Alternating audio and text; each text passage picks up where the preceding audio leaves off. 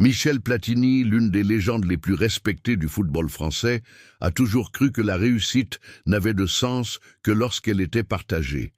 Mais ce que peu de gens savent, c'est qu'il a investi une partie de sa fortune dans la construction d'un hôpital, un établissement conçu pour traiter chaque patient avec dignité, quelle que soit sa situation financière. Aujourd'hui, des rapports troublants arrivent sur son bureau, et ce qu'il découvre le bouleverse profondément. Comment réagira-t-il face à un médecin arrogant qui humilie les patients sans savoir que le véritable propriétaire de l'hôpital observe tout dans l'ombre? Debout devant l'immense baie vitrée de son bureau parisien, Michel Platini contemplait la ville qui s'étendait à ses pieds. Les lumières de Paris commençaient à scintiller dans le crépuscule, traçant les contours des monuments qui avaient été témoins de toute sa carrière. Ses doigts effleuraient distraitement le verre de cristal posé sur son bureau, tandis que son regard se perdait dans l'horizon. Les années avaient passé depuis qu'il foulait les pelouses des plus grands stades européens, depuis que son nom résonnait dans les commentaires enflammés et que ses buts soulevaient des foules entières. Aujourd'hui, à 67 ans, ses victoires se mesuraient différemment. « Monsieur Platini !» La voix de son assistante brisa le silence de la pièce. « J'ai les nouveaux rapports concernant l'hôpital Saint-Michel. » Platini se tourna lentement, son visage reflétant une gravité inhabituelle. Marie-Claire, son assistante, depuis plus de 15 ans, tenait une chemise rouge marquée « confidentielle ». Elle connaissait suffisamment son patron pour reconnaître la tension qui crispait ses épaules. « Merci, Marie-Claire. Les plaintes continuent d'affluer ?» Elle hocha la tête, ses lèvres pincées trahissant son inquiétude. « C'est pire que ce que nous pensions. Des témoignages anonymes, des lettres de famille.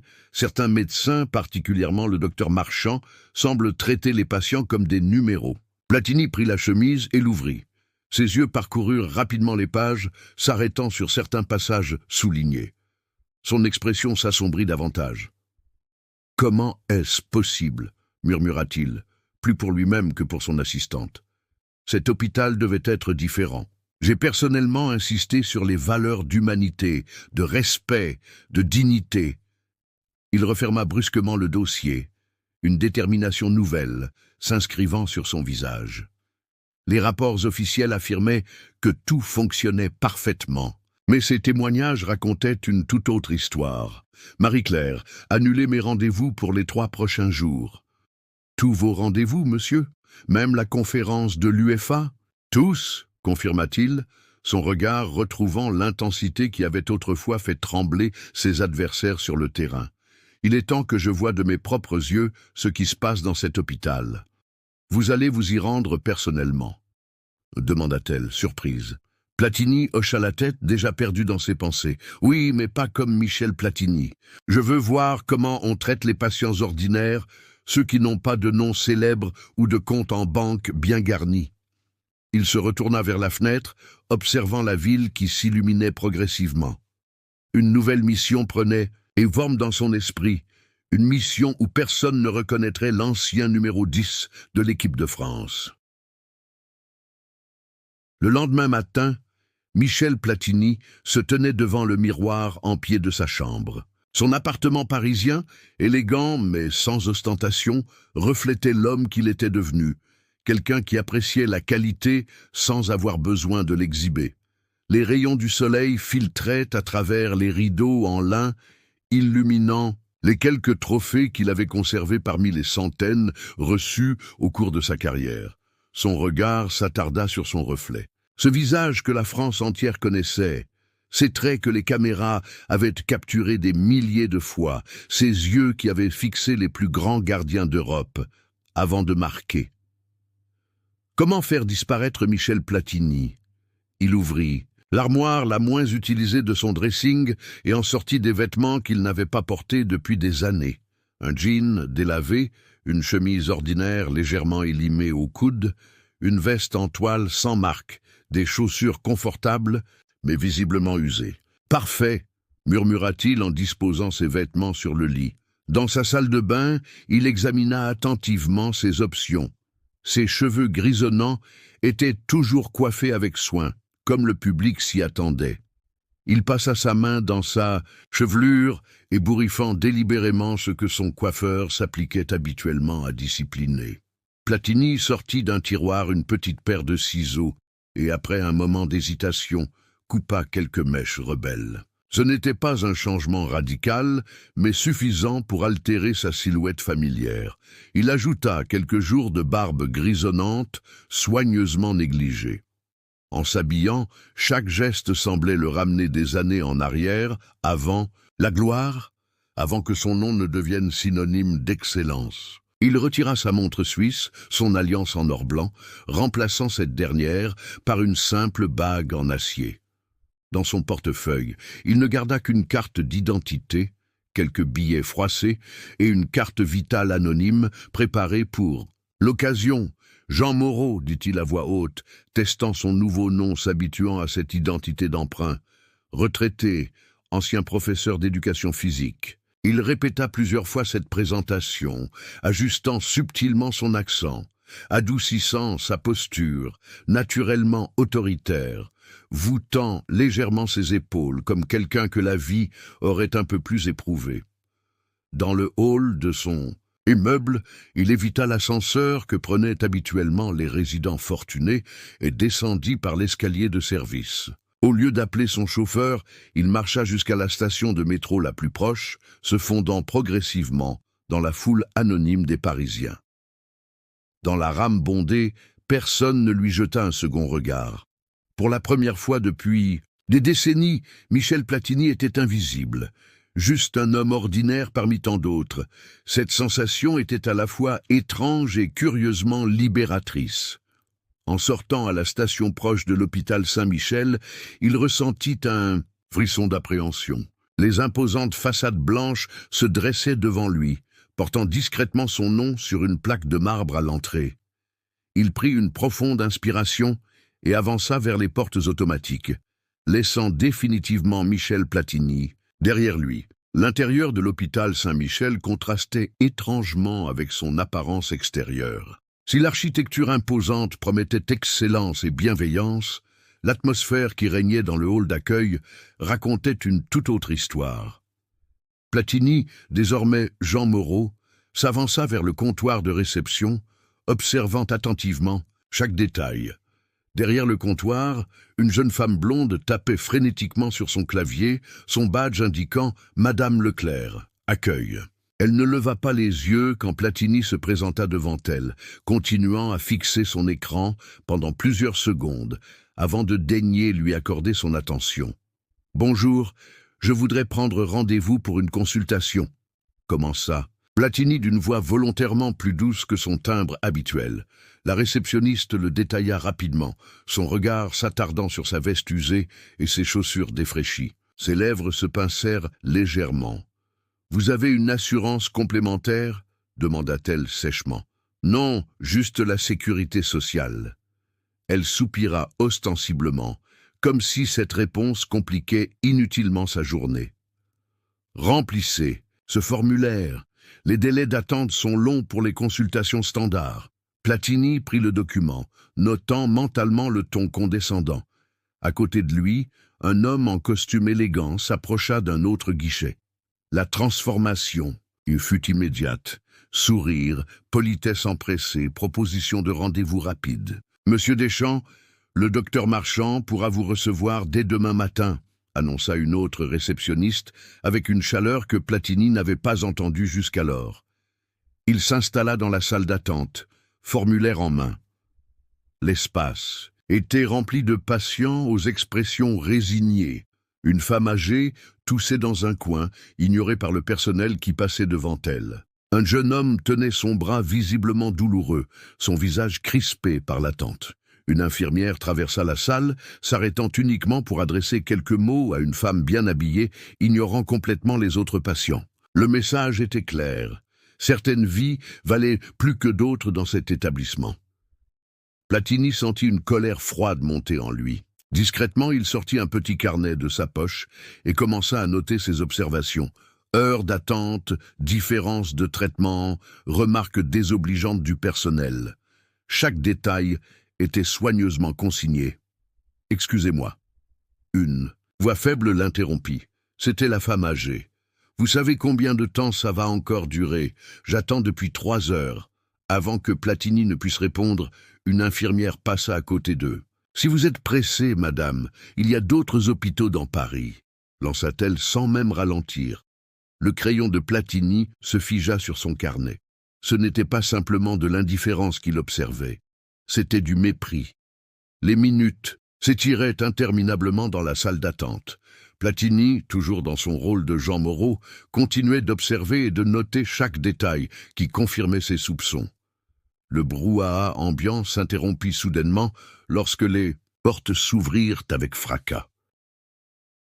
Une jeune femme entra précipitamment, un enfant d'environ 4 ans dans les bras. Le visage du petit garçon était rouge de fièvre, ses yeux mi-clos, sa respiration sifflante et laborieuse.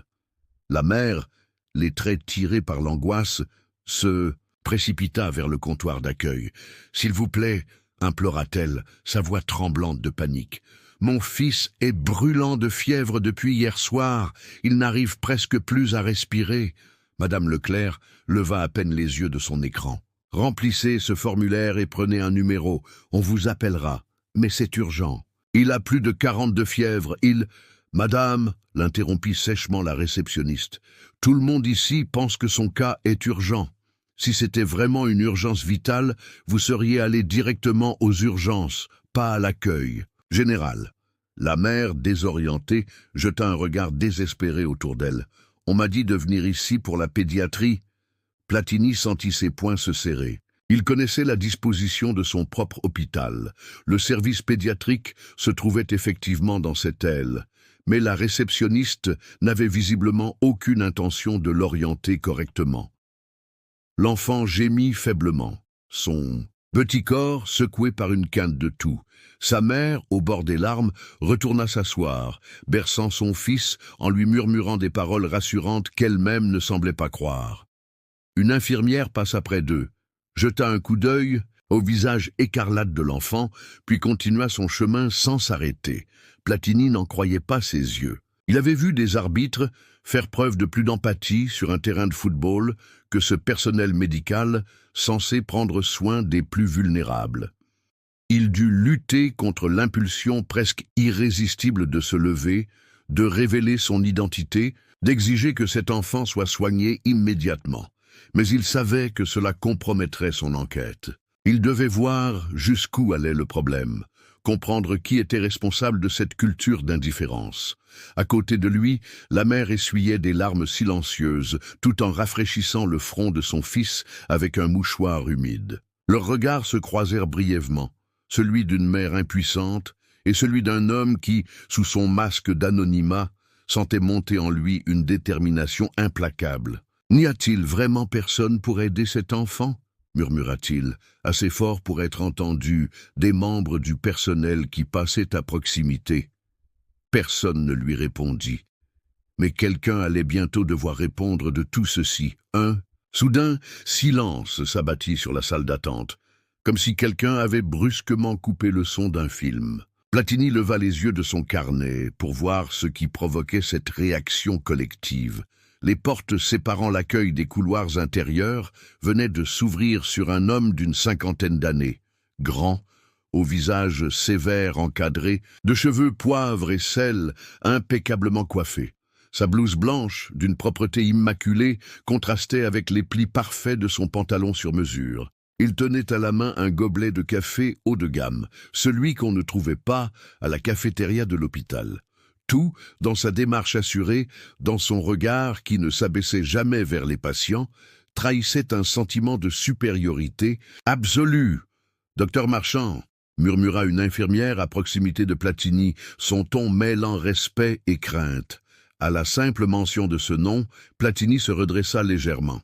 C'était donc lui, l'homme mentionné dans les rapports comme étant le symbole de la dérive de son hôpital. Le docteur Marchand traversa la salle sans accorder un regard aux patients qui attendaient. En revanche, il remarqua immédiatement la mère et son enfant fiévreux. Son expression passa de l'indifférence à l'agacement. « Qu'est-ce que c'est que ça ?» lança-t-il à l'infirmière la plus proche, désignant l'enfant comme s'il s'agissait d'un objet indésirable. « Pourquoi cette femme n'est-elle pas au service pédiatrique ?» L'infirmière baissa les yeux. « Elle attend son tour, docteur. » La mère se leva précipitamment. « S'il vous plaît, docteur, mon fils... » Marchand l'interrompit d'un geste sec. « Madame, si vous pensez que votre enfant est le seul malade ici, vous vous trompez. Respectez les procédures ou allez ailleurs. » Platini observa les autres membres du personnel. Personne n'osait contredire le médecin. Certains détournaient le regard, d'autres acquiesçaient même à ses paroles cruelles. La mère, humiliée, se rassit en silence, serrant son fils, le contre elle. Sans un mot de plus, Marchand continua sa route, s'arrêtant au comptoir où la réceptionniste, soudain transformée, lui tendit un dossier avec un sourire obséquieux. « Vos patients privés sont installés dans les salles 3 et 4. Docteur, parfait. Assurez-vous que je ne sois pas dérangé pour des broutilles. » Platini sentit une rage froide l'envahir. Mais plus que sa colère, c'était l'expression résignée sur les visages autour de lui qui le frappait. Cette atmosphère de peur, d'intimidation, n'avait rien à voir avec la vision qu'il avait eue pour cet établissement. Et il comprenait maintenant que ce médecin, avec son arrogance et son mépris, n'était pas simplement un mauvais élément. Il était le symptôme d'un mal bien plus profond. Jean Moreau. L'appel de son nom d'emprunt résonna après 2 heures d'attente. Platini se leva, son carnet discrètement glissé dans la poche intérieure de sa veste usée. Une infirmière, à l'expression fatiguée, lui fit signe de la suivre, sans même le regarder dans les yeux. Le contraste entre le couloir austère et le bureau dans lequel elle l'introduisit était saisissant. Boiserie luxueuse, fauteuil en cuir véritable, diplôme ostentatoirement encadré et une vue imprenable sur Paris. C'était plus le bureau d'un PDG que celui d'un médecin censé soigner des patients. Docteur Marchand ne leva pas les yeux de son ordinateur lorsque Platini entra. Il continua à taper pendant plusieurs secondes, ignorant délibérément sa présence. Enfin, sans même un regard, il lança d'une voix ennuyée: « Alors, quel est votre problème ?» Platini s'assit calmement, étudiant l'homme qui incarnait tout ce qu'il méprisait, des douleurs thoraciques, docteur, particulièrement quand je monte les escaliers. Marchand jeta un coup d'œil rapide au dossier, puis dévisagea Platini de haut en bas, s'attardant sur ses vêtements modestes. Un sourire condescendant apparut sur ses lèvres. « Vous fumez, bien sûr. Ce n'était pas une question, mais une affirmation. » Platini, qui n'avait jamais fumé de sa vie, sentit une vague d'indignation monter en lui. « Non, jamais. » Le médecin émit un petit rire incrédule. « Voyons, monsieur. Moreau, les gens comme vous mentent toujours sur leurs habitudes. Les gens, eux comme moi ?» Platini dut faire appel à toute sa maîtrise pour maintenir le ton humble de Jean Moreau. « Écoutez, » soupira Marchand en s'adossant à son fauteuil, « je vois 15 patients comme vous chaque jour, même histoire, même plainte. Vous avez probablement juste besoin d'exercice et de manger moins de charcuterie bon marché. Sans même prendre sa tension ou l'ausculter, le médecin se tourna vers son ordinateur et commença à taper. Je vous prescris des antiacides. Et sincèrement, investissez dans une carte de sport plutôt que dans vos prochaines vacances au camping. » Platini resta immobile, son regard fixé sur l'homme qui avait prêté serment de soigner. « Vous ne m'examinez pas ?» demanda-t-il calmement. Marchand soupira théâtralement. « Est-ce vraiment nécessaire? Je peux voir d'ici que vous n'êtes pas en danger immédiat. Et si vous vous trompiez ?» Le médecin fit pivoter son fauteuil, confrontant enfin Platini directement. « Écoutez, monsieur Moreau, si vous voulez un médecin qui passe 1 heure avec vous pour un simple reflux, il y a des dispensaires pour ça. Ici, nous sommes un établissement d'excellence. » Platini hocha lentement la tête, gravant chaque mot, chaque expression dans sa mémoire. « D'excellence, » répéta-t-il doucement. « Je comprends maintenant. » En quittant le bureau du docteur Marchand, Platini sentait le poids de l'ordonnance inutile dans sa poche. Son diagnostic? Un médecin qui avait oublié pourquoi il avait choisi ce métier. Mais était-ce simplement un individu toxique ou quelque chose de plus profond? Au lieu de se diriger vers la sortie, il prit un couloir latéral, observant la signalisation. Après quelques minutes, il repéra une porte entr'ouverte d'où s'échappaient des voix. Salle de repos, personnel uniquement, indiquait une plaque discrète. Platini ralentit son pas, s'arrêtant près de la porte comme s'il consultait le plan de l'hôpital affiché au mur. Encore menacé de réduire les heures de Sophie parce qu'elle a contesté son diagnostic, disait une voix féminine, tendue et fatiguée. Qu'est-ce qu'elle attendait? Personne ne contredit Marchand et s'en sort indemne, répondit une autre. Platini se rapprocha légèrement, feignant de chercher son chemin. Le pire, c'est que la direction le soutient toujours, continua la première voix. J'ai essayé de signaler ces négligences au comité d'éthique le mois dernier. Tu sais ce qui s'est passé? On m'a convoqué pour me rappeler mon devoir, de loyauté envers l'établissement. Un rire amer s'éleva. Loyauté, il se fiche des patients. Ce qui compte, ce sont les chiffres, les statistiques, les patients fortunés qui rapportent. Platini poussa doucement la porte et entra. 3 membres du personnel, 2 infirmières et un jeune médecin sursautèrent, leurs expressions passant instantanément de la confidence à la méfiance. « Excusez-moi », dit-il avec un sourire contrit. « Je cherche la sortie. Je crois que je me suis perdu. » Les regards se croisèrent, hésitants. La plus âgée des infirmières, dont le badge indiquait Claire Roussel, se leva. « Cette zone est réservée au personnel, monsieur. Je m'en doute. Pardonnez-moi, » répondit Platini, puis il ajouta doucement « Je viens de rencontrer le docteur Marchand. » Son ton et son expression devaient en dire long, car Claire échangea un regard entendu avec ses collègues. Il vous a aussi bien traité que ses autres patients, à ce que je vois, dit-elle avec une ironie amère. Platini hocha la tête. Est-ce toujours comme ça ici? Un silence lourd s'installa. Le jeune médecin regarda nerveusement vers la porte. Monsieur, commença Claire. Moreau, Jean Moreau. Monsieur Moreau, si vous avez une plainte à formuler, il y a des formulaires. À l'accueil. Des formulaires qui finissent où exactement? Demanda Platini. Le jeune médecin émit un rire sans joie. Dans la poubelle de l'administrateur, avec toutes les autres. Thomas, le reprit Claire, mais sans conviction. Quoi? C'est la vérité, murmura-t-il. Cet hôpital n'est plus ce qu'il était censé être. Platini quitta la salle de repos. Du personnel, les révélations des soignants résonnant dans son esprit.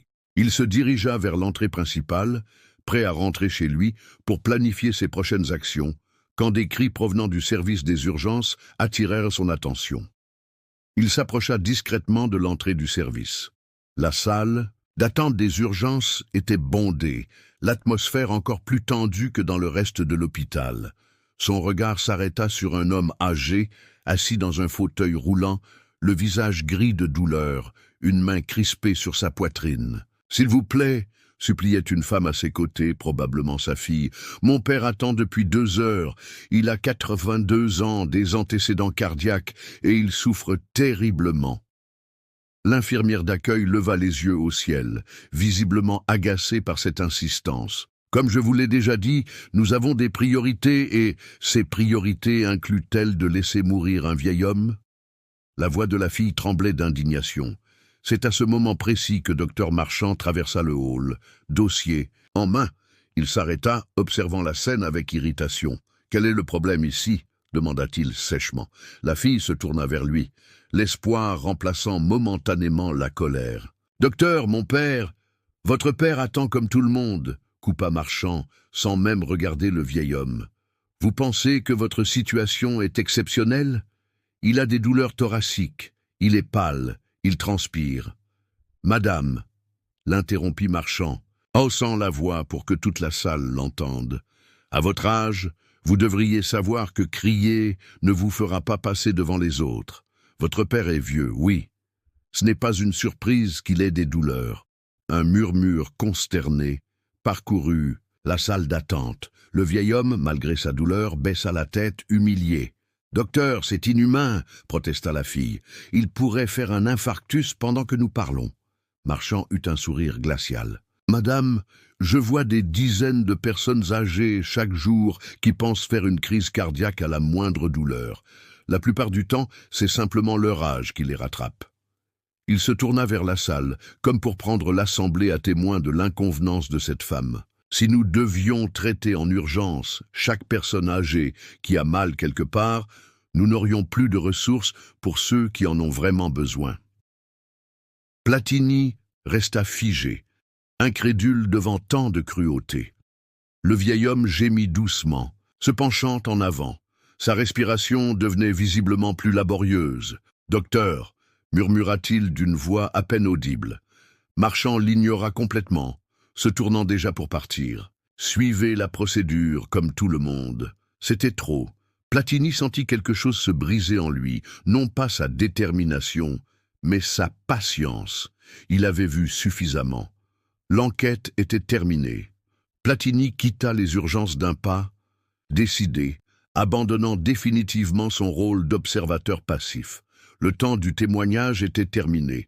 Le moment d'agir était venu. Il se dirigea vers l'ascenseur réservé au personnel et appuya sur le bouton du dernier étage, où se trouvaient les bureaux administratifs.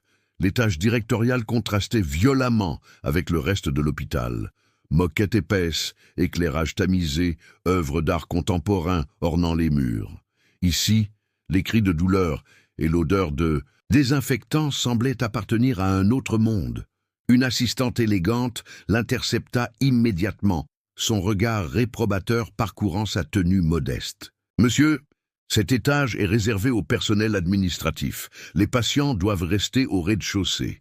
Je souhaite voir le directeur de l'hôpital, » répondit calmement Platini. La femme eut un sourire condescendant. « Avez-vous rendez-vous ? » ?»« Non, mais il voudra me recevoir. Monsieur Darcourt ne reçoit personne sans rendez-vous. Si vous avez une réclamation, il y a des formulaires à l'accueil. »« Ce n'est pas une réclamation, » insista Platini, sa voix prenant une assurance qui fit hésiter l'assistante. « C'est une question de vie ou de mort. » L'assistante fronça les sourcils et appuya discrètement sur un bouton sous son bureau. Quelques secondes plus tard, 2 agents de sécurité émergèrent d'un couloir adjacent. « Un problème, Madame Leroy ?» demanda le plus âgé des deux. « Ce monsieur insiste pour voir Monsieur Darcourt sans rendez-vous. » Le garde détailla Platini de haut en bas. « Monsieur, je vais devoir vous demander de quitter cet étage. » Platini ne bougea pas, son regard se durcissant imperceptiblement. « Dites à Monsieur Darcourt que quelqu'un souhaite le voir au sujet du docteur Marchand et de la façon dont cet hôpital est géré. » Le garde s'avança, posant une main ferme sur son épaule. « Écoutez, si vous avez un problème avec un médecin, un homme, l'interrompit Platini en se redressant légèrement, risque d'intéresser Monsieur Darcourt plus que vous ne le pensez. » Quelque chose dans sa voix, dans sa posture soudain plus imposante, fit hésiter le garde. « Et ce nom est... » Un léger sourire apparut sur les lèvres de Platini. « Dites-lui simplement que le propriétaire de cet hôpital aimerait comprendre pourquoi son établissement est devenu un lieu où l'on humilie des personnes âgées souffrantes et où l'on ignore des enfants fiévreux. » Un silence stupéfait s'installa. L'assistante échangea un regard incertain avec les gardes. « Le propriétaire, » répéta-t-elle incrédule. « Vous prétendez être Michel P.L. »« Je ne prétends rien, » coupa Platini doucement. « Je suis. » Le directeur Darcourt n'avait pas mis longtemps à réagir. En moins de 10 minutes, Platini se retrouva conduit dans la vaste salle de conférence du dernier étage. La pièce, avec sa longue table en acajou et sa vue panoramique sur Paris, respirait le pouvoir et l'argent. Darcourt, un homme corpulent à l'allure soignée, entra précipitamment, suivi par 2 assistants nerveux. Son regard oscillait entre la méfiance et l'inquiétude. « Monsieur, vous prétendez être Michel Platini ? J'espère que vous réalisez la gravité d'une telle... » « Faites venir le docteur Marchand », l'interrompit calmement Platini. « Immédiatement. » Quelque chose dans son assurance fit hésiter le directeur. Il dévisagea plus attentivement cet homme aux vêtements modestes, cherchant sous l'apparence négligée les traits du légendaire footballeur. Une lueur de reconnaissance troublée traversa son regard. « Mon Dieu, c'est vraiment vous, Platini. » Hocha simplement la tête. « Le docteur Marchand. Maintenant. » Darcourt s'empressa d'obéir, en voyant un assistant chercher le médecin. Pendant ce temps, la nouvelle se répandait comme une traînée de poudre. Plusieurs membres du personnel, dont Claire et quelques infirmières que Platini avait croisées, se rassemblèrent discrètement dans le couloir, espérant entrevoir ce qui se passait. Lorsque Marchand entra finalement, son arrogance habituelle se transforma en confusion en voyant l'agitation inhabituelle. « Que se passe-t-il ici, Darcourt ? J'ai des patients qui... »« Bonjour, docteur !» l'interrompit Platini en se levant. « Nous nous sommes déjà rencontrés aujourd'hui. Je suis Jean Moreau. Vous vous souvenez ? L'homme qui avait des douleurs thoraciques et qui, selon vous, mangeait trop de charcuterie bon marché. » Marchand le dévisagea, perplexe. « Ou peut-être me connaissez-vous sous un autre nom ?» continua Platini en se redressant complètement, abandonnant la posture voûtée de son personnage. « Michel Platini, propriétaire de cet hôpital ?»